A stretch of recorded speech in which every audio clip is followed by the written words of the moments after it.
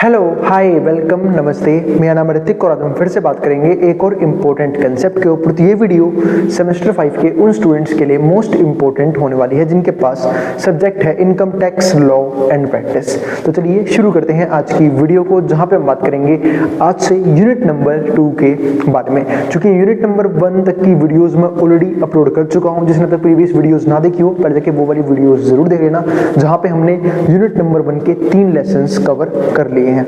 आज से हम बात करेंगे यूनिट नंबर 2 के लेसन नंबर 1 के बारे में, जिसका नाम क्या है, इनकम फ्रॉम सैलरीज।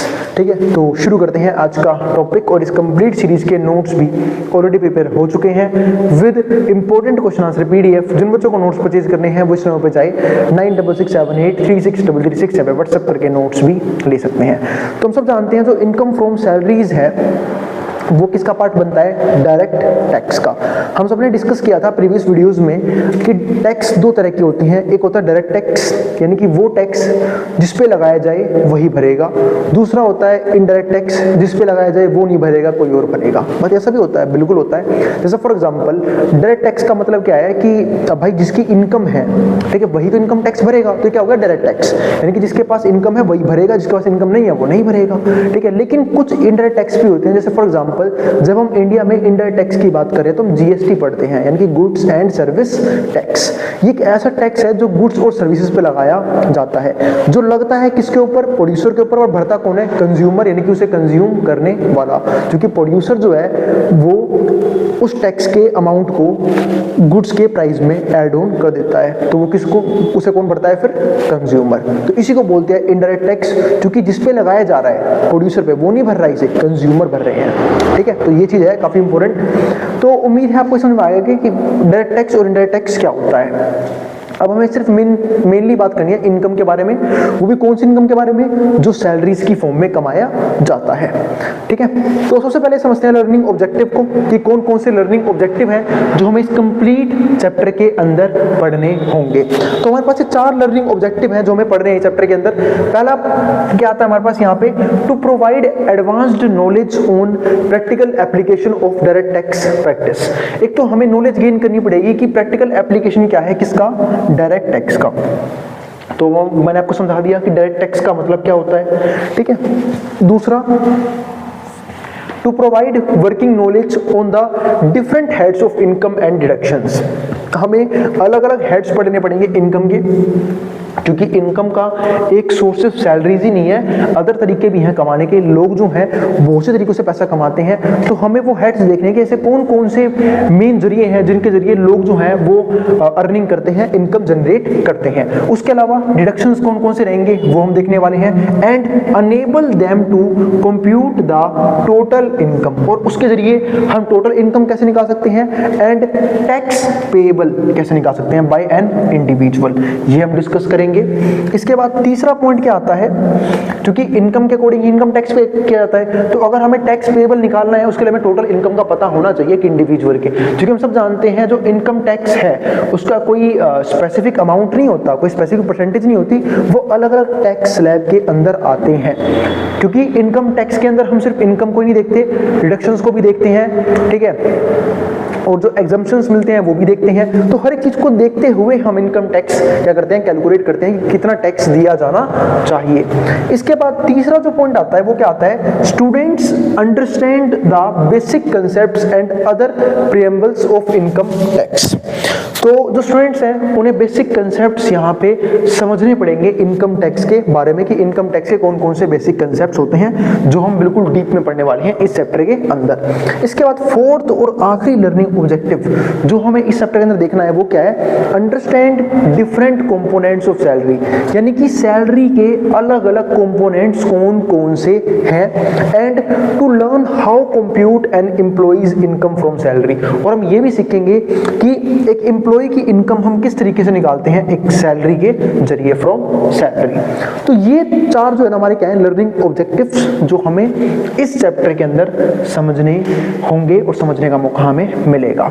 तो उम्मीद है आपको लर्निंग ऑब्जेक्टिव समझ में आ गया। अब शुरू करते हैं मेन टॉपिक, जिसका नाम क्या है, introduction overview of income from salary. कि ओवरव्यू क्या है इनकम फ्रॉम सैलरी। जब मैं बात कर रहा हूँ इनकम फ्रॉम सैलरी की, तो यहाँ पे हम वेजेस को भी ध्यान में रख सकते हैं, ठीक है, यानी कि हम जो है वेजेस को भी देख सकते हैं, क्योंकि वेजेस भी एक तरीका होता है। बस फर्क इतना है कि एम्प्लॉइज को सैलरी मिल जाती है, पर सैलरी जनरली मंथ एंड में मिलती है, हर महीने की एक साथ, और वेजेस हम दिहाड़ी बोलते हैं उसे, यानी कि एक दिन के लिए आपने किसी मजदूर को रखा, उससे जो काम करवाया उसके बदले हम क्या देते हैं, वेजेस पे कर देते हैं। तो ये थोड़ा सा क्या बनता है, अलग कंसेप्ट बनता है। तो अगर आपको समझ रहा हो कि income from salary income tax act के किस सेक्शन का पार्ट है, तो ध्यान रखना ये सेक्शन 14 के अंदर आता है। तो according to section 14 of the income tax act, all incomes of an assessee. अब ये कौन होता है, वो पर्सन जिसके ऊपर टैक्स लायबिलिटी है, जो टैक्स पे करता है, ठीक है, derived from various sources are classified under 5 heads. यानी कि हम 5 हेड्स की बात करते हैं। जो मैं बात कर रहा था ना ऊपर कि हमें इनकम के सोर्सेज क्लासिफाई भी करने होते हैं कि एक पर्सन की अर्निंग किन किन तरीकों से हो सकती है, तो 5 हेड्स के अंदर आते हैं। यानी कि एक पर्सन मेनली 5 तरीकों से इनकम जनरेट कर सकते हैं। Income from the purpose of computation of total income and for charging income tax. और उसी इनकम के जरिए हम टोटल इनकम निकालते हैं, और उसी टोटल इनकम के अकॉर्डिंग हम इनकम टैक्स कितना पे करना होगा उस पर्सन को ये निकालते हैं। तो ये तो हो गई मेन बात। अब समझते हैं वो सोर्सेस कौन कौन से हैं। वैसे तो हमने वो सोर्सेस पहले भी देखे हुए हैं। तो these heads are as follows. इसमें मैंने कहा ना कि जो स्टार्टिंग वाला जो यूनिट था, यूनिट नंबर 1, वो काफी इंपॉर्टेंट है इनकम टैक्स के पॉइंट ऑफ व्यू से, क्योंकि वहां पे हम सारी की सारी इंट्रोडक्शन की बात कर चुके हैं 3 चैप्टर्स के अंदर। तो आप शुरू की वीडियोस को बिल्कुल मिस नहीं कर सकते, आपको वीडियोस देखनी ही होंगी, ठीक है, तभी आपको आने वाले पॉइंट्स जो है ना वो अच्छे से क्लियर होंगे। क्योंकि अब तो मैं आपको बिल्कुल डीप में समझाऊंगा, जो मेन में चीज़ें तो समझा चुका हूँ फर्स्ट यूनिट में, अब बिल्कुल डीप में पढ़ेंगे इन चीज़ों को। तो हमारे पास 5 हेड्स हैं जिनके जरिए हम इनकम फ्रॉम सैलरीज निकाल सकते हैं। अब वो कौन कौन से हैं, तो 5 हेड्स ऐसे हैं हमारे पास। पहला क्या आता है, सैलरीज।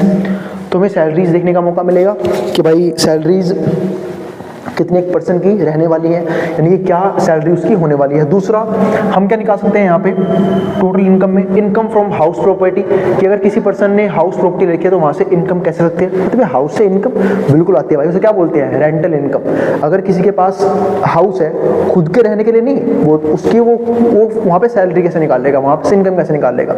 लेकिन अगर कोई ऐसा हाउस है, कोई ऐसा स्पेस है, कोई ऐसी लैंड है जो एक पर्सन ने किराए पे दे रखी है और उससे रेंटल इनकम जनरेट हो रही है, तो उसको हम क्या बोलते हैं, इनकम फ्रॉम हाउस प्रॉपर्टी। कि भाई हाउस प्रॉपर्टी से इनकम आ रही है, वो रेंटल इनकम का पार्ट बनती है एक पर्सन के। तीसरा जो हम कर सकते हैं वो कर सकते हैं profit and gains of business और प्रोफेशन। यानी कि जब हम प्रॉफिट और गेन जनरेट करते हैं बिजनेस से और प्रोफेशन से। हम सब जानते हैं अगर हम कहीं पे एम्प्लॉय नहीं है, एज अ एम्प्लॉय काम नहीं कर रहे हैं, इसका मतलब हम कुछ ना कुछ तो कर रहे होंगे, तो या तो हम सेल्फ एम्प्लॉयड होंगे, यानी कि सेल्फ एम्प्लॉयड एक तरह से कह सकते हैं बिजनेस का छोटा रूप, पर आप बिजनेस नहीं बोल सकते उसे, क्योंकि सेल्फ एम्प्लॉयड में होता क्या है, एक पर्सन खुद ही अपने सारे काम को परफॉर्म कर रहा होता है। लेकिन जैसे ही उस पर्सन ने अपने कुछ काम को डेलीगेट करना शुरू कर दिया तो एक बिजनेसमैन बन जाएगा। तो वही चीज यहाँ पे है, profit and gains of business और प्रोफेशन, यानी कि बिजनेस से और प्रोफेशन से क्या आ रहा है, प्रॉफिट आ रहा है और फायदे हो रहे हैं, तो वो भी कहीं ना कहीं इस हेड के अंदर काउंट किया जाता है। तो 4, और इसके बाद 4th पॉइंट क्या आता है, कैपिटल गेन। कैपिटल गेन का मतलब क्या है कि आपने कोई एसेट ली, ठीक है, कुछ किसी कंपनी के शेयर्स ले लिए, इक्विटीज ले ली, बॉन्ड्स ले लिए, कोई रियल एस्टेट में एसेट ले ली, गोल्ड ले लिया, कुछ भी कोई भी एसेट ली जिसकी फ्यूचर में बेचने के बाद आपको ज्यादा वैल्यू मिली, उसको हम क्या बोलते हैं, कैपिटल गेन। कि एक तरह से आपने एसेट को अपने पास रखा, उसकी वैल्यू बढ़ती चली गई टाइम के साथ, फिर आपने वो सेल कर दिया, तो वहां से जो आपको एक्स्ट्रा पैसा मिला वो एक्स्ट्रा पैसा कैपिटल गेन का था। फॉर एग्जांपल 10 लाख की कोई प्रॉपर्टी 20 लाख में बेची गई, तो जो 10 लाख का एडिशनल अमाउंट है वो कैपिटल गेन माना जाता है, और उस पर क्या लगता है, टैक्स लगता है। ठीक है। इसके भी अलग तरीके होते हैं टैक्स के। अगर आप कैपिटल गेन से जो पैसा आया है उसे अगर आप दोबारा रीइन्वेस्ट कर देते हो एक स्पेसिफाइड टाइम पीरियड के अंदर, तो उस पर कोई भी टैक्स नहीं लगता, ठीक है। वो सब हम अलग अलग चीज़ों के ऊपर बात करेंगे क्योंकि बहुत सारे रूल्स होते हैं, ये तो सबको पता होना चाहिए कि इनकम के अंदर कौन कौन चीज़ें काउंट की जाती हैं। इसके बाद फिफ्थ पॉइंट क्या आता है, इनकम फ्रॉम अदर सोर्सेज। इसका मतलब अगर हमारी इनकम इन चारों हेड में से किसी का भी पार्ट नहीं बन रही तो वो फिफ्थ पॉइंट के अंदर आएगी, यानी कि इनकम फ्रॉम अदर सोर्सेज यहाँ पे काउंट की जाएंगी, ठीक है। तो ये भी जरूर आप लोग ध्यान रखोगे। इसके बाद समझते हैं अगला पॉइंट, ठीक है। तो ये देखते हैं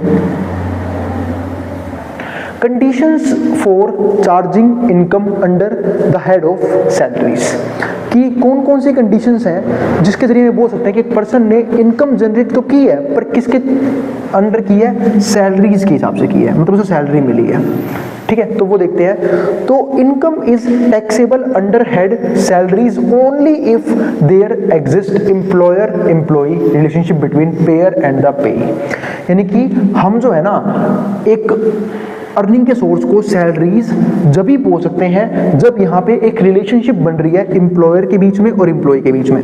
एम्प्लॉयर कौन, मालिक, ठीक है, जिसने कोई बिजनेस कर रखा होगा, ठीक है, कोई सर्विस दे रखी होगी और उसने उस एम्प्लॉय को काम पे रखा हुआ है, तो यहाँ पे एक रिलेशनशिप बननी चाहिए। क्योंकि देखो जब तक एम्प्लॉयर नहीं होगा और एम्प्लॉयर एम्प्लॉय का रिलेशन नहीं बनेगा तो आप सैलरी किससे मांगोगे, या फिर सैलरी कौन देगा, और अगर सैलरी नहीं देगा तो वो सैलरीज के अंदर आएगा कैसे। तो इसलिए ये रिलेशनशिप बनना क्या है, बहुत जरूरी है, बिटवीन पेयर एंड द पे, ठीक है। पेयर कौन, जो पेमेंट करने वाला है, और पेई कौन, जिसको पेमेंट मिलने वाली है, ठीक है। अब इसके बाद हमारे पास अगला पॉइंट क्या आता है, important features of employer employee relationship.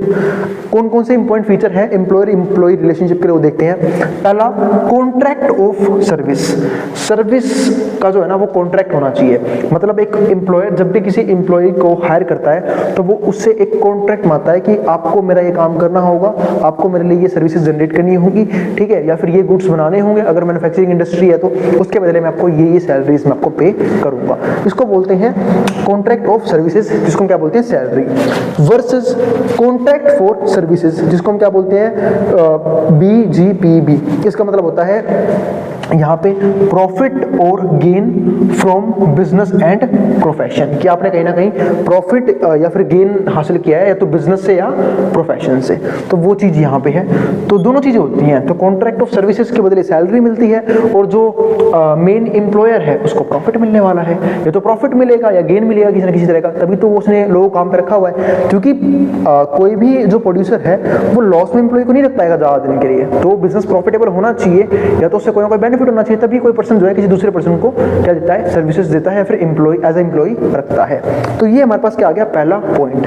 दूसरा पॉइंट हम यहाँ पे क्या बोलेंगे, मास्टर सर्वेंट रिलेशनशिप। तो बिल्कुल सही बात है, क्योंकि हम क्या बोलते हैं जहां से सैलरी मिलती है कि भाई हमारी नौकरी है, नौकरी यानी कि हमसे क्या हुआ, नौकर, यानी कि एक आपका क्या होगा, मास्टर, ठीक है, जिसकी बात आपको माननी पड़ेगी। दूसरा हमारा क्या होगा, सर्वेंट, ये चीज है, तो इसको बोलते हैं मास्टर सर्वेंट रिलेशनशिप। तीसरा पॉइंट क्या आता है, direct supervision and control of the employer. अब इस डायरेक्ट सुपरविजन का मतलब क्या है कि जो भी एम्प्लॉयर है यानी कि जो मालिक है वो डायरेक्टली कंट्रोल करेगा और सुपरवाइज करेगा अपने किसको, एम्प्लॉय को। तो इसको बोलते हैं direct supervision and control of the employer. ये काफी इंपॉर्टेंट है। फिर आता है हमारा fourth point, it is distinct from principal agent relationship. और ध्यान रखना ये प्रिंसिपल एजेंट रिलेशनशिप से काफी क्या है, अलग है, ठीक है। तो ये भी कंडीशन आप ध्यान रखना कि यहाँ पे प्रिंसिपल और एजेंट की रिलेशनशिप की बात नहीं की गई है। अब आगे समझते हैं। इसके बाद हमारे पास instances where employer employee relationship exist does not exist, मतलब ऐसे एग्जांपल्स हैं कुछ जहां पे एम्प्लॉयर एम्प्लॉय रिलेशनशिप एग्जिस्ट नहीं करते। पहला क्या आता है, डायरेक्टर ऑफ अ कंपनी। देखो डायरेक्टर ऑफ अ कंपनी जो है ना वो कभी भी यहाँ पे एज अ मजदूर ट्रीट नहीं किया जाएगा, क्योंकि वो कंपनी का डायरेक्टर है। तो कंपनी की अपने आप क्या होती है, एसोसिएशन होती है, ठीक है। कंपनी अपने आप में क्या है, एक एसोसिएशन है, तो वहां पे जो रूल्स है ना उसके अकॉर्डिंग उस पर्सन को सैलरी दी जाती है, ठीक है। और वो डायरेक्टली जिम्मेवार है स्टेक होल्डर्स की तरफ, यानी कि वो जो इन्वेस्टर्स हैं कंपनी के उनकी तरफ, और वो भी उसको क्या बोलते हैं, सैलरीज पे नहीं करते, क्योंकि सैलरी से कंपनी से मिलती है, और कंपनी जो है ना वो एक सेपरेट बॉडी होती है, और जो कंपनी का ओनर है वो एक सेपरेट बॉडी होता है। इसलिए हम जो है ना डायरेक्टर को एज अ एम्प्लॉय ट्रीट नहीं कर सकते, इसलिए यहाँ पे ना एम्प्लॉयर एम्प्लॉई रिलेशनशिप नहीं माना जाता है, ये जरूर ध्यान रखें। ठीक है, दूसरा पॉइंट क्या होता है, एमपी जिसको हम क्या बोलते हैं, मेंबर ऑफ पार्लियामेंट, और MLA member of legislative assembly, ये दोनों के बीच में जो रिलेशनशिप है वो भी कभी भी किसकी नहीं होती है, एम्प्लॉयर एम्प्लॉय के रिलेशनशिप में के अंदर नहीं आते। उसका एक रीजन है ना आने का, क्या रीजन है, क्योंकि यहाँ पे सैलरीज इन्हें गवर्नमेंट पे कर रही होती है, ठीक है, ना कि कोई इनका मालिक होता है। ठीक है, तो गवर्नमेंट के जरिए जो रूल्स हैं उसके अकॉर्डिंग सैलरी मिलती है, तो इसलिए यहाँ पे भी एम्प्लॉयर एम्प्लॉय रिलेशनशिप नहीं बनता। थर्ड क्या आता है, पेपर सेटर्स एंड एग्जामिनर्स। अब देखो पेपर सेटर्स और जो एग्जामिनर्स हैं, इस बात का मतलब ये है कि कई बार हमने देखा होगा कि जो कॉलेज के प्रोफेसर्स हैं या फिर जो एजुकेटर्स हैं उन्हें एक्स्ट्रा फीस या फिर एक्स्ट्रा कंपनसेशन मिलता है, ठीक है, किसके लिए, पेपर सेट करने के लिए, दूसरा एज अ इन्विजिलेटर एग्जाम में एग्जाम होते हुए देखने के लिए कि एग्जाम प्रॉपर तरीके से हो पाए, अच्छे तरीके से कंडक्ट हो। तो ऐसे केस में भी ध्यान रखना, यहाँ पे जो कॉलेज टीचर्स हैं वो क्या नहीं माने जाएंगे, या फिर जो कॉलेज प्रोफेसर है सॉरी या फिर एजुकेटर्स हैं वो यहाँ पे एज अ एम्प्लॉय ट्रीट नहीं किए जाएंगे। फोर्थ होता है हमारे पास यहाँ पे जज के ऊपर भी भाई कोई नहीं होता, तो जज को सैलरी जरूर मिलती है लेकिन उसका भी कोई एम्प्लॉयर नहीं है, क्योंकि उसे सैलरी किसके अकॉर्डिंग मिल रही है, कॉन्स्टिट्यूशन ऑफ इंडिया के अकॉर्डिंग। ठीक है, यानी कि इसका कोई मालिक नहीं है वहां पे, तो यहाँ पे भी हम जो है ना सैलरीज की बात नहीं कर सकते। इनकी सैलरी मिलेगी लेकिन एम्प्लॉयर एम्प्लॉय रिलेशनशिप यहाँ पे नहीं बनेगा। हम सैलरी को पता है हम अपनी इनकम को इनकम टैक्स एक्ट के अकॉर्डिंग सैलरी में जब डालेंगे जब कभी भी एम्प्लॉयर एम्प्लॉय रिलेशनशिप बिल्ड हो, वरना हमेशा पता है किसका पार्ट बनेगा, इस फिफ्थ पॉइंट का, इनकम फ्रॉम अदर सोर्सेज, यानी कि इन सब की इनकम जो है ना वो यहाँ पे आती है, इनकम फ्रॉम अदर सोर्सेज। अब हम शुरू करते हैं कंसेप्ट। सबसे पहले जो हम डिस्कस करने वाले हैं वो डिस्कस करने वाले हैं some important points regarding salary.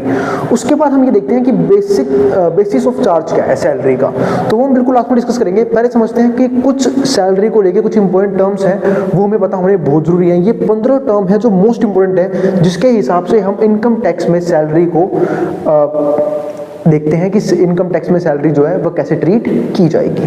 ठीक है, तो ये 15 पॉइंट कौन कौन से हैं वो समझते हैं।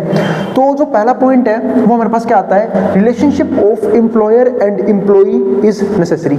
ये बात मैंने आपको प्रीवियस वीडियो में भी समझाया था कि जब तक एम्प्लॉयर और एम्प्लॉई का रिलेशनशिप नहीं बनेगा हम उसे एज अ सैलरी ट्रीट नहीं कर सकते हैं। यानी कि जब हम सैलरी की बात करते हैं, इनकम फ्रॉम सैलरी की, तो वहां पे एक रिलेशनशिप बिल्ड होनी बहुत जरूरी है, एक एम्प्लॉयर के बीच में और एक एम्प्लॉय के बीच में। एम्प्लॉयर जो पेमेंट करेगा, एम्प्लॉय जो अपने सर्विस की वजह से ठीक है क्या करेगा, पेमेंट रिसीव करेगा। तो ये होता है सबसे इंपॉर्टेंट पॉइंट सैलरी के पॉइंट ऑफ व्यू से। दूसरा पॉइंट हमारे पास यहाँ पे क्या आता है कि सैलरी के अंदर हम वेजेस को भी काउंट करेंगे। Salary includes wages. अब सैलरी इंक्लूड वेजेस का मतलब क्या है कि जो पर्सन ठीक है मान लेते हैं कुछ पर्टिकुलर टाइम पीरियड के लिए कहीं पे काम करने गया है, ठीक है, क्योंकि ये बात मैंने आपको पहले ही समझाई थी कि सैलरी में सिर्फ सैलरीज ही नहीं आएगी, वेजेस भी आएंगे। वेजेस आने का मतलब क्या है कि जैसे वेजेस को हम क्या बोलते हैं, दिहाड़ी, यानी कि कोई पर्सन मान लेते हैं कोई किसी पर्टिकुलर काम के लिए बुलाया गया, किसी स्पेशल पर्पज के लिए, एक दिन के लिए, 2 दिन के लिए, 1 वीक के लिए, तो वो तो परमानेंट एम्प्लॉय नहीं है, लेकिन उसको फिर भी वेजेस मिलेंगे और वो भी सैलरीज के अंदर ही काउंट किए जाते हैं। तो सैलरी इंक्लूड्स वेजेस, तो ये हमारा दूसरा पॉइंट। ठीक है, तीसरा पॉइंट क्या होता है हमारे पास यहाँ पे, वॉलंटरीली। काफी डीप में समझाना है आपको एग्जाम में सारे पॉइंट्स को। जब मैं वॉलंटरी को डिस्कस कर रहा हूं तो इस बात का मतलब पता है क्या होता है कि कई बार क्या होते हैं कुछ एम्प्लॉय भी ना बहुत ही दानी नेचर के होते हैं। अब दानी यानी कि वो अपनी सैलरी जो है ना वो बोलते हैं कि एम्प्लॉयर को मत दो, कि आप हमारी सैलरी आप खुद रख लो, आप मत दो, ठीक है, हमें सैलरी नहीं चाहिए, हम अपनी मर्जी से फ्री ऑफ कॉस्ट आपके लिए काम कर रहे हैं, उसको बोलते हैं वॉलंटरी। लेकिन ध्यान रखना, इनकम टैक्स डिपार्टमेंट बहुत तेज है, वो क्या बोला, चाहे तो आप अपनी इच्छा से अपनी सर्विस अपनी सैलरी जो है वो एम्प्लॉयर को दे सकते हो, लेकिन आपको टैक्स फिर भी पे करना पड़ेगा अपनी अर्न सैलरी पे। यानी कि इनकम टैक्स डिपार्टमेंट को फिर भी टैक्स चाहिए, भले ही आप सैलरी मत लो अपने एम्प्लॉयर से। तो ये चीज़ जरूर ध्यान रखना। लेकिन यहाँ पे एक पॉइंट में ट्विस्ट भी है, लेकिन अगर वही पर्सन अपनी सैलरी स्टेट गवर्नमेंट को दे देता है, ठीक है, स्टेट गवर्नमेंट को सोशल वेलफेयर के लिए या फिर किसी भी मतलब गवर्नमेंट के खाते में डाल रहा है कि भाई मैंने एक तरह से डोनेशन दिया है अपनी तरफ से अपनी सैलरी का, मुझे सैलरी नहीं चाहिए, हम आपको दे रहे हैं, आप इस पैसे को जहाँ पे अच्छी जगह यूज़ करना चाहो सोशल वेलफेयर के लिए वहाँ पे यूज़ कर सकते हो। लेकिन दिक्कत क्या है कि अब यहाँ पे ना गवर्नमेंट टैक्स नहीं लेगी, इसको बोलते हैं टैक्स एग्जम्पशन, ठीक है, ये पॉइंट जरूर ध्यान रखना, ठीक है। तो ये हो गई इसकी बात कि वॉलंटरीली क्या होता है। अगर एक पर्सन अपनी सैलरी एम्प्लॉयर को दे रहा है अपनी मर्जी से तो उसे टैक्स भरना पड़ेगा अपनी अर्निंग पे, लेकिन अगर वही सैलरी वो स्टेट को दे रहा है, ठीक है, तो उसे टैक्स नहीं भरना। इसके बाद आता है फोर्थ पॉइंट, इसको क्या बोलते हैं, टैक्स फ्री सैलरी। अब टैक्स फ्री सैलरी का मतलब ये होता है कि बहुत बार जो है ना हम लोग इनकम जनरेट ऐसे सोर्सेज से भी करते हैं, ठीक है, जहाँ पे टैक्स नहीं लगाया जा सकता, एग्जम्पशन आप मान सकते हो, तो वो होती है टैक्स फ्री सैलरी, ठीक है, जिस पे टैक्स नहीं लगेगा, ठीक है। तो ऐसे मल्टीपल सोर्सेज होते हैं जिस पर टैक्स नहीं लगाए जाते हैं। इसके बाद हमारे पास फिफ्थ पॉइंट क्या आता है, sums received from persons other than employer. अब मान लेते हैं कि एक पर्टिकुलर पर्सन ने सम रिसीव किया अदर देन एम्प्लॉयर, अपने एम्प्लॉयर के अलावा, यानी कि कुछ और भी तरीके हैं जिनके जरिए वो पैसा कमाता है। फॉर एग्जाम्पल कुछ साइड बिजनेस हो गई, मान लेते हैं कि एक पर्सन ने कोई प्रॉपर्टी सेल कर दी और उस पर ब्रोकरेज चार्ज किया, तो वो भी सैलरी के पार्ट में ट्रीट नहीं किया जाएगा। या फिर कोई प्रोफेशनल इनकम हुई तो वही प्रोफेशन का पार्ट बनेगी, सैलरी का पार्ट नहीं बनेगी। जैसे फॉर एग्जांपल एक्टिंग करना, जो एक्टर और जो एक्ट्रेस चार्ज करते हैं फीस, ठीक है, तो वो भी क्या होती है इन सैलरीज के अंदर नहीं आते हैं, क्योंकि वो भी वहाँ पे नौकर नहीं है, सिर्फ कॉन्ट्रैक्ट बना होता है, ठीक है। तो वो एक प्रोफेशनल इनकम हो गई। या फिर एक लॉयर अपनी सर्विस दे रहा है तो उसके बदले वो फीस लेता है, डॉक्टर अपनी सर्विस दे रहा है, तो वो सब कहीं ना कहीं सैलरीज का पार्ट नहीं बनते हैं। तो ये चीज़ भी जरूर ध्यान रखना, क्योंकि ये सब पहले पॉइंट के अकॉर्डिंग ना बेकार हो जाएंगे। क्योंकि पहला पॉइंट क्या बोलता है कि अगर हम सैलरीज की बात कर रहे हैं तो एम्प्लॉयर और एम्प्लॉय के बीच में रिलेशन होना बहुत जरूरी है, और अगर रिलेशन नहीं है तो हम उसे सैलरी के अंदर ट्रीट नहीं कर सकते। तो वही चीज़ यहाँ पे आती है कि अगर हम सम रिसीव कर रहे हैं, यानी कि पैसा रिसीव कर रहे हैं, लेकिन एम्प्लॉयर के अलावा किसी और से, तो वो सैलरीज के अंदर काउंट नहीं किया जाएगा। ये एक और इम्पोर्टेंट पॉइंट आता है सैलरी के अंदर। Sixth point, place of accrual of salary, section 9(1). ये भी काफी इंपॉर्टेंट पॉइंट है भाई, place of accrual of salary. जैसे मान लेते हैं कि एक पर्सन है जो अपनी सैलरी तो मान लेते हैं इंडिया से जनरेट कर रहा है, अपनी इनकम उसने इंडिया से जनरेट करी, अर्निंग कर रहा है इंडिया में, लेकिन वीकेंड पे या फिर मंथ एंड पे वो फॉरेन कंट्री में जाके घूमता है, वहां जाके अपना पैसा खर्च करता है, लेकिन उसे फिर भी अपनी अर्निंग का इनकम टैक्स इंडिया में ही भरना होगा। यानी कि इंडिया में इनकम टैक्स भरने के बाद बचे हुए पैसे से वो जो मर्जी उसकी इच्छा हो वो करे, पर उसे इनकम टैक्स देना होगा। तो वही चीज यहाँ पे है कि place of accrual of salary. या फिर मान लेते हैं किसी ने पूरे लाइफ टाइम काम किया है इंडिया के अंदर, ठीक है, वहां से उसे कुछ पेंशन लग गई, उसकी रिटायरमेंट पे कुछ लमसम अमाउंट मिल गया और वो फॉरेन कंट्री में खर्च करना चाहता है उसे, लेकिन फिर भी उसे उस अर्निंग पे टैक्स जो है ना वो इंडिया में ही भरना होगा। तो ये चीज क्या बताती है कि भाई place of accrual of salary, कि अपनी सैलरी आप जहां से रिसीव कर रहे हो आप वहां पे इनकम टैक्स भर दोगे अपना, फिर चाहे आप खर्चा जिस मर्जी कंट्री में करो, जिस मर्जी फॉरेन कंट्री के अंदर करो, तो वो आपकी चॉइस है। तो ये दिखाता है सेक्शन 9(1). इसके बाद क्या आता है हमारे पास 7 point, difference between salaries and professional income. ठीक है, सैलरी और प्रोफेशनल इनकम में बहुत ज़्यादा डिफरेंसेस होते हैं, जो मैंने आपको समझाया भी कि सैलरी होने के लिए एम्प्लॉयर और एम्प्लॉय के बीच में रिलेशनशिप होना बहुत जरूरी है, तभी एक एम्प्लॉय अपने एम्प्लॉयर से अपने दी हुई सर्विस के बदले सैलरी की डिमांड कर सकता है। लेकिन बहुत से लोग प्रोफेशनल इनकम जनरेट करते हैं, जैसे एक्टर हो गए, एक्ट्रेस हो गई, या फिर हम बात करते हैं डॉक्टर की, लॉयर्स की, ठीक है, टीचर्स की, ये सब फीस जनरेट करते हैं। हाँ, लेकिन ध्यान रखना, अगर ये ही लोग किसी इंस्टीट्यूशन में काम कर रहे हैं एज अ एम्प्लॉय, क्योंकि टीचर चाहे तो एक तरह से सेल्फ एम्प्लॉयड भी काम कर सकता है या फिर खुद की ऑर्गेनाइजेशन बनाकर भी काम कर सकता है, उसे पढ़ाना ही है तो। लेकिन दिक्कत क्या है कि अगर वो किसी पर्टिकुलर ऑर्गेनाइजेशन का पार्ट बन रहा है तो वो एज ए एम्प्लॉय सैलरी ले सकता है, वरना वो एक तरह से प्रोफेशनल इनकम में काउंट होगा, वो सैलरीज के अंदर काउंट नहीं किया जाएगा। तो ये एक इंपॉर्टेंट पॉइंट आता है, difference between salaries and professional income. एक डिफरेंस देखने को मिलता है हमें सैलरीज के बीच में और प्रोफेशनल इनकम के बीच में।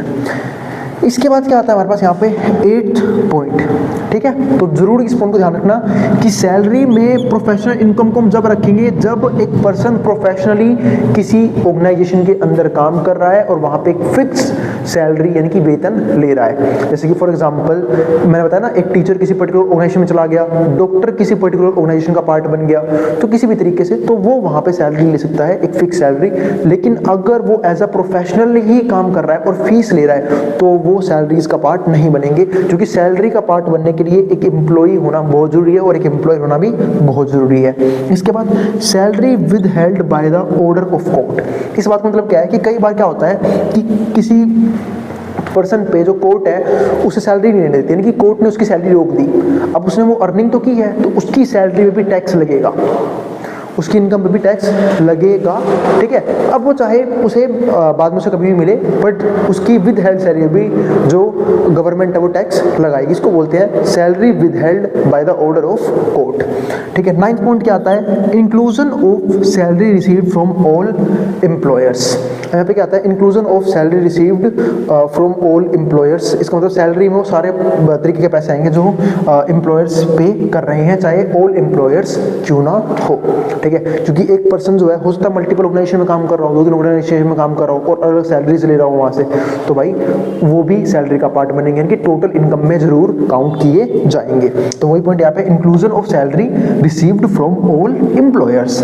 इसका 10th पॉइंट क्या है, सैलरी में be received on the basic of time interval. Salary जो है ना वो टाइम इंटरवल के हिसाब से मिलती है। हम सब जानते हैं, हम वेजेस की बात करते हैं तो वेजेस की हो सकता है भाई किसी ने किसी पर्टिकुलर किसी को एक हफ्ते के लिए एक पर्टिकुलर पर्पस के लिए एक हफ्ते के लिए काम पे रखा हो, 1 दिन के लिए, 2 दिन के लिए, 15 दिन के लिए, 2 वीक्स के लिए, तो वो तो हो गई कि अपने दिहाड़ी मजदूरी करवाई, उसे पेमेंट कर दी, वेजेस दे दिए।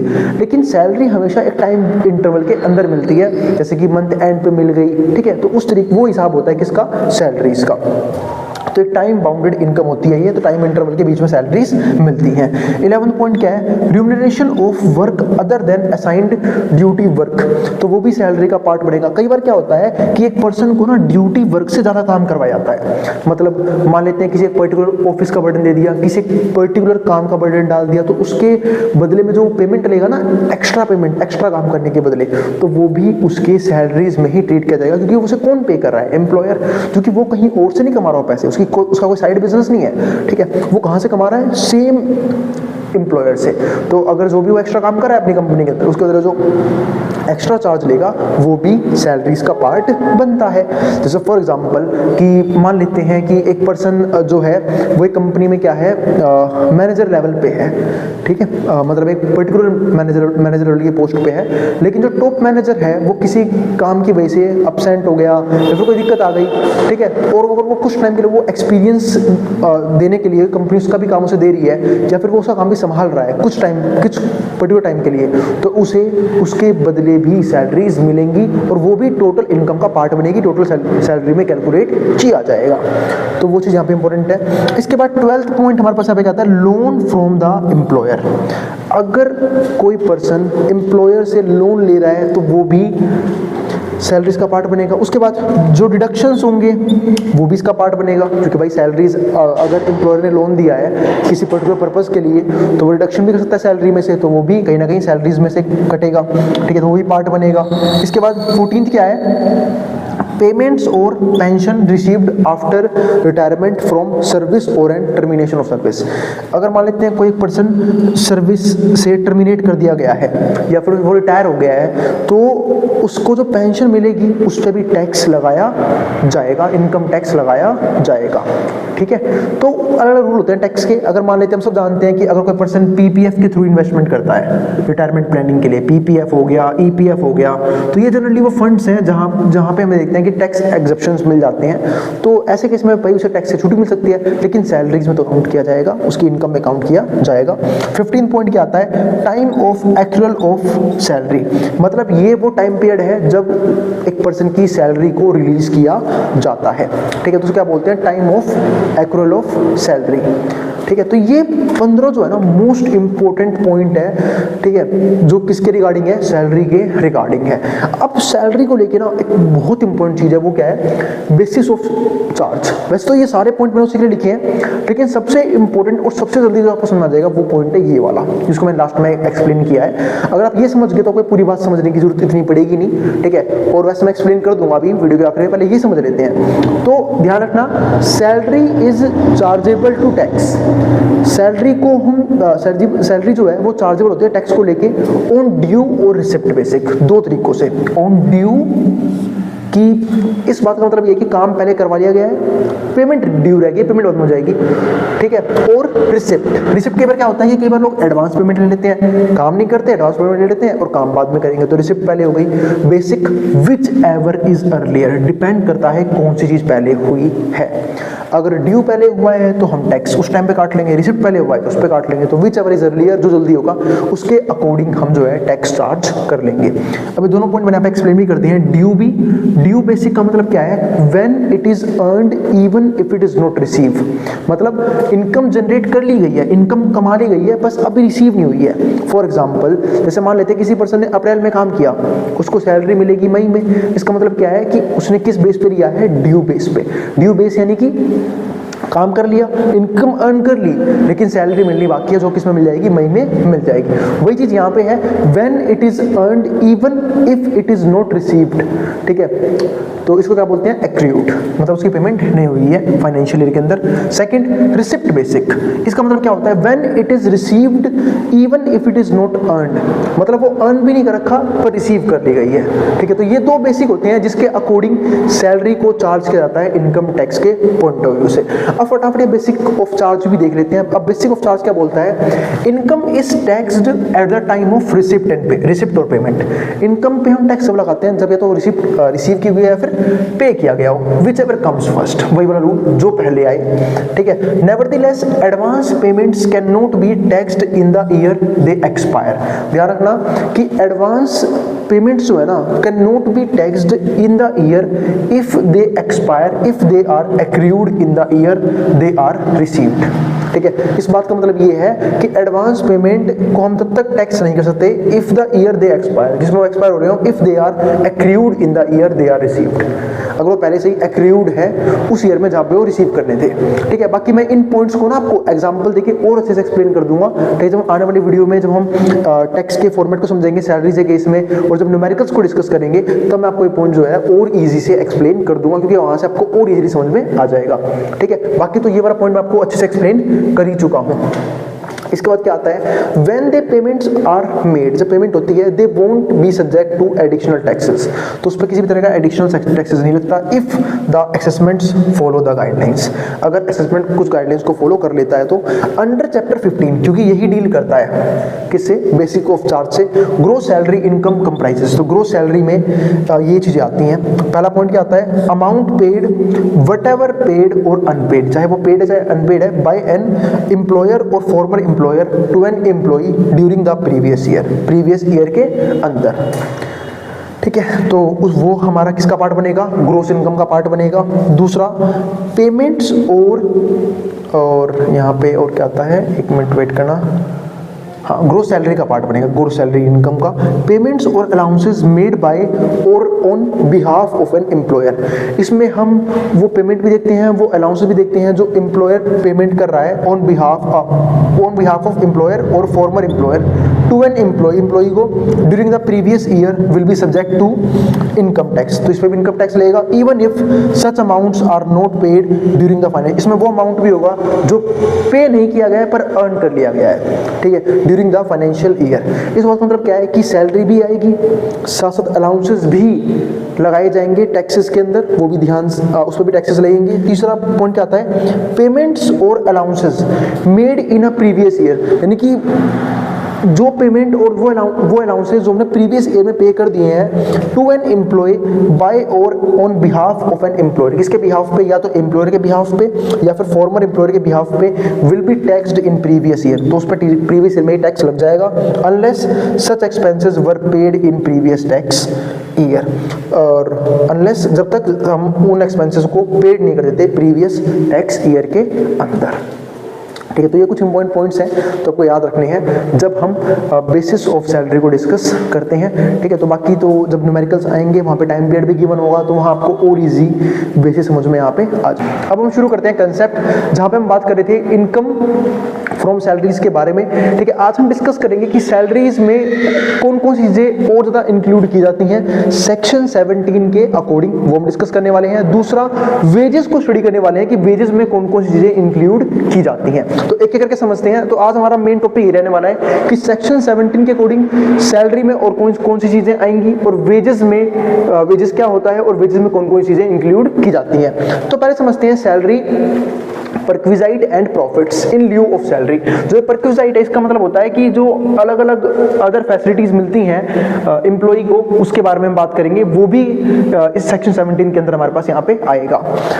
तो from income tax reasons the term salary has a far broader definition than typically the case. मतलब जब हम सैलरी की बात करते हैं तो सैलरी में सिर्फ वो पॉइंट नहीं आता कि आपके अकाउंट में कितना बैलेंस इंक्लूड किया जा रहा है, फिर आपके अकाउंट में कितनी पेमेंट आ रही है एम्प्लॉयर की तरफ से। सैलरी में और भी अदर बहुत सी चीज़ें देखने को मिलती हैं जो हम income tax point of view से कवर करते हैं। जैसे फॉर एग्जाम्पल अगर मेडिकल फैसिलिटी मिल रही है, ठीक है, तो वो इसमें आएगा।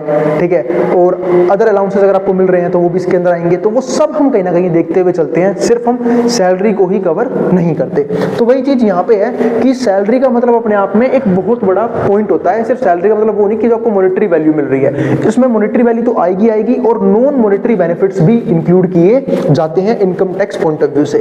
तो for the purposes of income tax act 1961, जब हम इनकम टैक्स एक्ट 1961 पढ़ते हैं तो salary refers to both monetary and non monetary benefit. तो सैलरी में दोनों चीजें इंक्लूड होती हैं, जो मॉनेटरी बेनिफिट्स हैं वो भी आएंगे, यानी कि जो पैसा मिल रहा है आपको अपने एम्प्लॉयर की तरफ से बैंक अकाउंट के अंदर, वो भी सैलरी का पार्ट बनेगा। दूसरा जो नॉन मॉनेटरी बेनिफिट्स है ना, वो भी इसका पार्ट बनते हैं, सच एज हाउसिंग। जैसे मान लेते हैं कि कोई पर्सन ऐसा है, ठीक है, जिसको एम्प्लॉयर की तरफ से क्वार्टर मिला हुआ है, जैसे कि जनरली गवर्नमेंट सर्विसेज में मिलता है, प्राइवेट में भी मिलते हैं कि आपको रेंट देने की जरूरत नहीं है, आपको क्वार्टर ऑफिस से प्रोवाइड हो गया है, तो भाई वो भी सैलरी में काउंट किया जाएगा। क्योंकि अगर आप वही क्वार्टर एक रेंट पे लेते तो आपको रेंट पे करना पड़ता, आपकी सैलरी से आपकी इनकम कम हो जाती है उस तरीके से। तो कहीं ना कहीं वो भी क्या है, एक स्पेशल अलाउंस है। इसके अलावा मेडिकल केयर जो मिलता है, यानी कि अगर आपको कुछ हो गया या फिर आपकी फैमिली में किसी को कोई दिक्कत आई, मेडिकल ट्रीटमेंट की जरूरत है, तो वो आपको आपके एम्प्लॉयर की तरफ से प्रोवाइड हो रही है, तो वो भी सैलरी का पार्ट ही बनता है।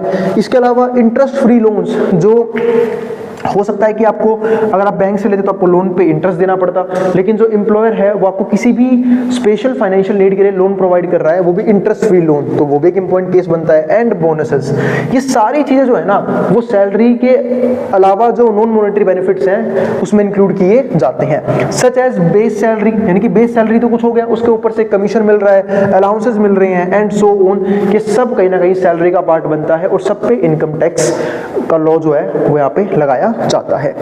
तो वो चीज हमें यहाँ पे स्टडी करी, क्योंकि अब तक जो हम स्टडी करते हैं ना सैलरी को, उसमें हमने मेन बात की थी मॉनेटरी बेनिफिट्स कि पैसे की फॉर्म में आपको क्या मिलता है अपने एम्प्लॉयर की तरफ से, लेकिन अब तक हमने अलाउंसेस की बात नहीं करी। लेकिन जब हम यहाँ पे सेक्शन 17 पढ़ रहे हैं तो हमें अदर अलाउंसेस को भी डिस्कस करते हुए चलना है कि सैलरी के अलावा जो नॉन मॉनेटरी बेनिफिट्स हैं वो कौन कौन से हैं, ठीक है, और वो किस किस तरीके से मिलते हैं, वो सब भी ना इनकम टैक्स लॉ के अकॉर्डिंग इनकम टैक्स एक्ट का पार्ट बनता है। अब यहाँ पर देखो डेफिनेशन ऑफ सैलरी सेक्शन 17(1), यानी कि अगर हम सैलरी को थोड़ा और ब्रॉड में समझें तो सेक्शन 17(1) के अंदर हमें कुछ चीजें और समझने का मौका मिलेगा।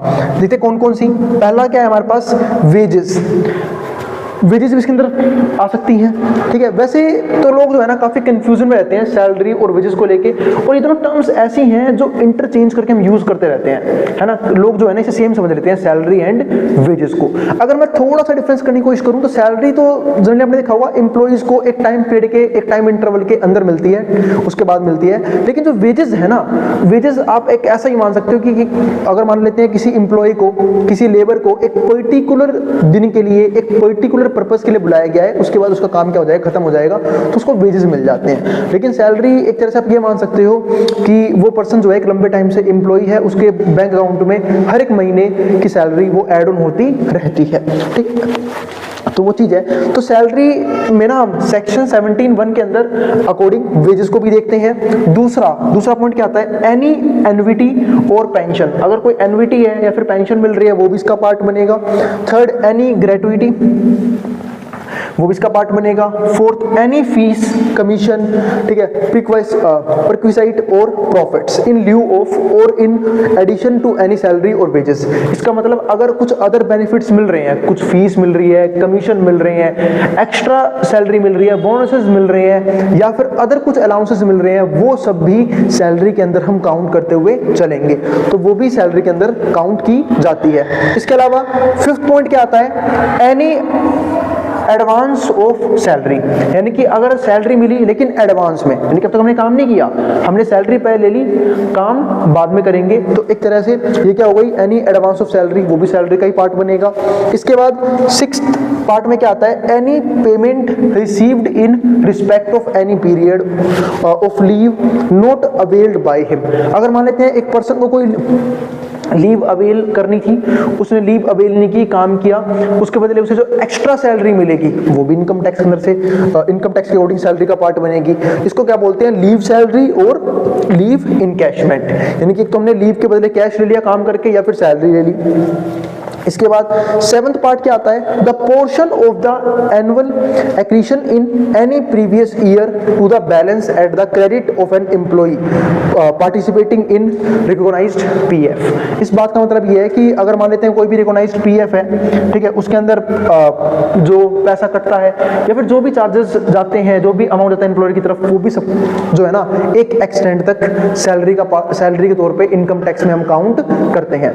क्योंकि सैलरी में हम सिर्फ वो काउंट नहीं करते कि भाई आपको बेसिक पे कितनी मिल रही है, ठीक है, या फिर आपके अकाउंट में कितना पैसा आने वाला है, वो चीज नहीं, जो अदर अलाउंसेस जो पहले डेट कर लिए गए हैं वो भी सैलरी का पार्ट यहाँ पे बनते हैं। तो ये अलग अलग टर्म्स हैं जिनको हम सैलरी में इंक्लूड करते हुए चलते हैं।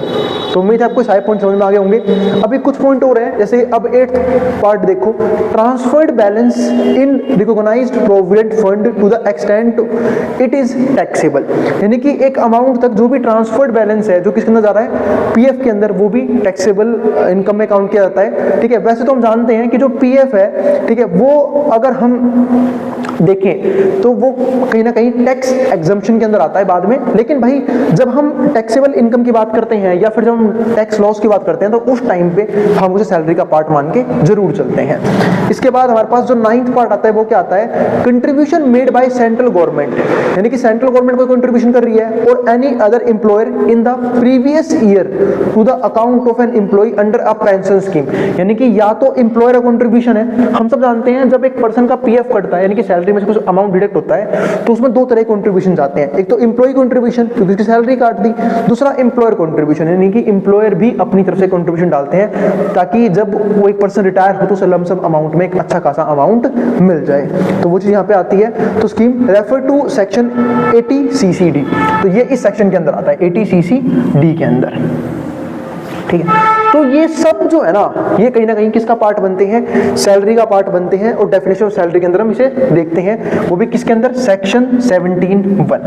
ठीक है, इसके अंदर हमारा पीएफ भी आता है, अदर अलाउंसेस भी आते हैं, सैलरी एडवांस भी आता है, लीव इनकैशमेंट भी आती है, और भी जितनी चीजें मैंने आपको पढ़ाई सबके सब सैलरी का पार्ट बनते हैं सेक्शन 17(1) के अकॉर्डिंग।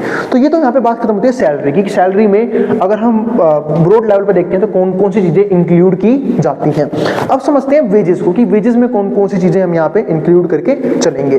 तो term wages means fixed regular payment earn from work और सर्विसेज, यानी कि अगर एक पर्सन कोई काम कर रहा है या फिर कोई सर्विस प्रोवाइड कर रहा है तो उसको जो फिक्स्ड रेगुलर पेमेंट मिल रही है उसको क्या बोलते हैं, वेजेस मिलते हैं। यानी कि बहुत से लोग हम बोलते हैं ना दिहाड़ी पे काम कर रहे हैं, यानी कि डेली काम किया, डेली अपने वेजेस ले गए।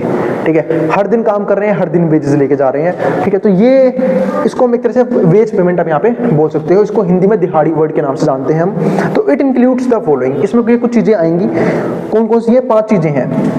अब 5 चीजें कौन कौन सी हैं, पहला क्या आता है, the amount of any compensation, अगर कोई भी कंपनसेशन है उसका जो अमाउंट जा रहा है, ठीक है, ड्यू और received by an assessee, assessee कौन, जो उस इनकम को जनरेट कर रहा है, जो वो वेज ले रहा है और जिसको टैक्स भरना है, फ्रॉम हिज एम्प्लॉयर से ले रहा है, और फॉर्मर एम्प्लॉयर एट और in connection with termination of his employment.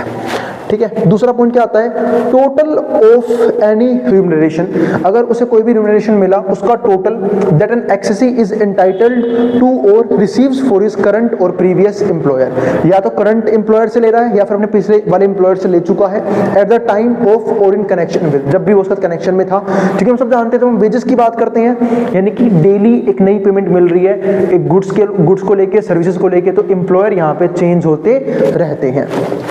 ठीक है, तो रिसीव फ्रॉम करंट और previous employer at the time और in connection with the terms and conditions of employment modification. ध्यान रखना, यहाँ पे टर्म्स एंड कंडीशंस भी होती है एम्प्लॉयमेंट मॉडिफिकेशन के अकॉर्डिंग। इसके बाद तीसरा पॉइंट हमारे पास यहाँ पे क्या आता है, एनी पेमेंट ड्यू टू और रिसीव्ड। ये बात मैंने आपको प्रीवियस वीडियो में समझाई थी कि पेमेंट ड्यू और पेमेंट रिसीव क्या होता है।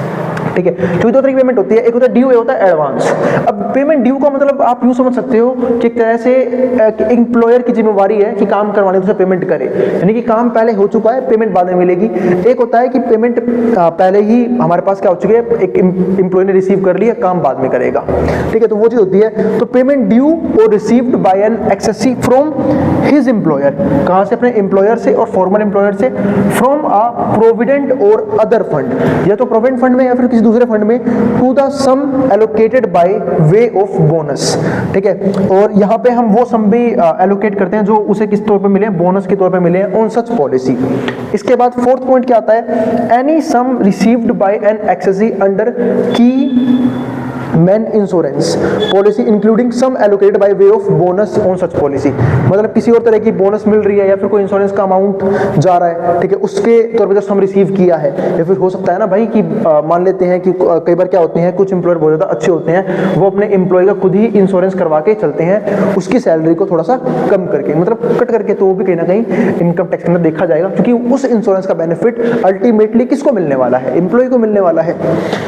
इसके बाद फिफ्थ और आखिरी पॉइंट क्या आता है, एनी अमाउंट वेदर इन लमसम, यानी कि कोई भी अमाउंट चाहे वो लमसम की फॉर्म में हो और otherwise due to the XC, जो एक्सेसी को मिलेगा, और रिसीव्ड बाय हिम, या फिर रिसीव कर लिया है उसने फ्रॉम एनी पर्सन, ये सब कहीं ना कहीं वेजेस के अंदर काउंट किए जाते हैं। यानी कि वेजेस भी अपने आप में एक सिंगल टर्म नहीं है, मल्टीपल टर्म्स आती हैं वेजेस के अंदर, क्योंकि वो एम्प्लॉयर पे डिपेंड करती है कि वो वेजेस के साथ अलग अलग कौन कौन सी फैसिलिटीज प्रोवाइड कर रहा है अपने एम्प्लॉय को, है ना। कई बार क्या होते हैं कि जो भाई एम्प्लॉयर हैं वो बहुत बढ़िया होते हैं, तो वो बहुत अच्छे वर्किंग कंडीशंस भी प्रोवाइड करते हैं अपने एम्प्लॉय को, साथ साथ अदर फैसिलिटीज जैसे फॉर एग्जांपल इंश्योरेंस, पीएफ, ठीक है, एंड अदर बेनिफिट्स वो भी प्रोवाइड करते हैं, है ना। बहुत से केसेस में तो भाई क्वार्टर वगैरह प्रोवाइड कर देते हैं, यानी कि घर वगैरह प्रोवाइड कर देते हैं, ताकि उनका रेंट उन्हें ना पे करना पड़े। ठीक है, तो ये सब जो है ना बेनिफिट्स एक एम्प्लॉय को मिल सकते हैं अगर वो वेज जनरेट कर रहा है जब भी। ठीक है, उम्मीद है आपको ये समझ में आया कि सैलरी में कौन कौन सी चीजें इंक्लूड होती हैं और वेजेस में कौन कौन सी चीजें इंक्लूड की जाती हैं। ठीक है, तो यहाँ तक का जो हमारा टॉपिक है कवर हो गया है। अभी इसके बारे में थोड़ा और हम डीप में जानेंगे आने वाले कंसेप्ट्स के अंदर, ठीक है, कि इनके जो टैक्स ट्रीटमेंट है वो किस तरीके से होती है। ठीक है, अब हम मिलेंगे अगली वीडियो में। तो अगर वीडियो पसंद आई तो वीडियो को लाइक कर देना और चैनल को सब्सक्राइब भी कर देना ऐसी वीडियोस के लिए, उन बच्चों में शेयर भी कर देना जिन बच्चों का एग्जाम होने वाला हो सेम सब्जेक्ट का। अब हम मिलेंगे अगली वीडियो में, जिसको जो उतारना उतार सकता है, मटराऊं बोर्ड के सामने से। नोट्स के लिए आप इस नंबर पे व्हाट्सएप करके नोट्स भी ले सकते हैं। ठीक है, और हाँ एक और बात, अगर फिर भी कोई भी क्वेरी, कोई भी डाउट, किसी भी तरह का सजेशन रह गया हो, आप कमेंट बॉक्स में कमेंट कर देना, मैं उन क्वेरीज को सोल्व करने की पूरी कोशिश करूंगा। अब इसको जो उतारना है वो उतार लें।